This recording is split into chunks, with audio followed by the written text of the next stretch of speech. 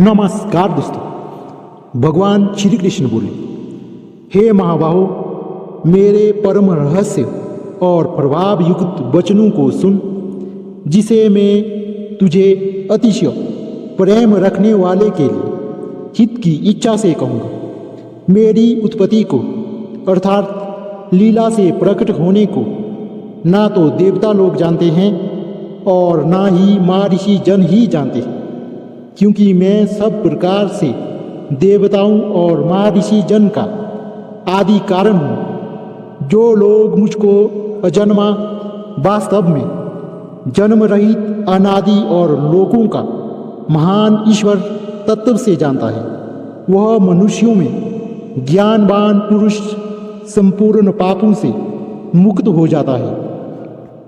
वह पुरुष जो शीघ्र ही धर्मात्मा हो जाता है और सदा रहने वाली परम शांति को प्राप्त होता है।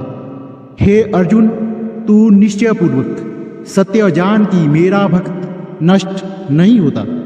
हे अर्जुन, संपूर्ण जन समुदाय में जो मेरी शरण होकर परम गति को प्राप्त होता है, इसलिए तू सुख रहित और क्षण भंगुर इस मनुष्य शरीर को प्राप्त होकर निरंतर मेरा ही भजन कर, मुझ में मन वाला हो, मेरा पूजन करने वाला हो, मुझको प्रणाम कर। इस प्रकार आत्मा को मुझ में नियुक्त करके मेरे परायण होकर तू मुझको ही प्राप्त होगा।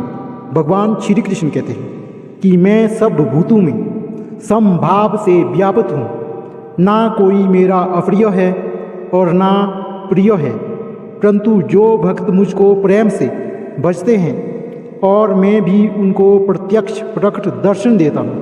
यदि कोई अतिशय दुराचारी भी दुर्गुण त्याग कर अनन्य भाव से मेरा भक्त होकर मुझको भजता है, तो वह साधु ही मानने योग्य है, क्योंकि वह यथार्थ निश्चय वाला, अर्थात उसने भली भांति निश्चय कर लिया है कि परमेश्वर के भजन के समान अन्य कुछ भी नहीं है।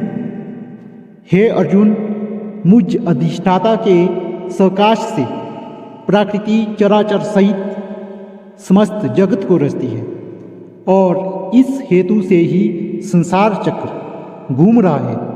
मेरे परम भाव को ना जानने वाले मूढ़ लोग मनुष्य का शरीर धारण करने वाले हैं। मुझे संपूर्ण भूतों के महान ईश्वर को तुच्छ समझते हैं, अर्थात अपनी योग माया से संसार के उद्धार के लिए मनुष्य रूप में विचरते हुए मुझ परमेश्वर को साधारण मनुष्य मानते हैं। वे व्यर्थ आशा, व्यर्थ कर्म और व्यर्थ ज्ञान वाले विक्षिप्त अज्ञानी जन राक्षसी, असुरी और मोहिनी प्रकृति को धारण किए रहते हैं।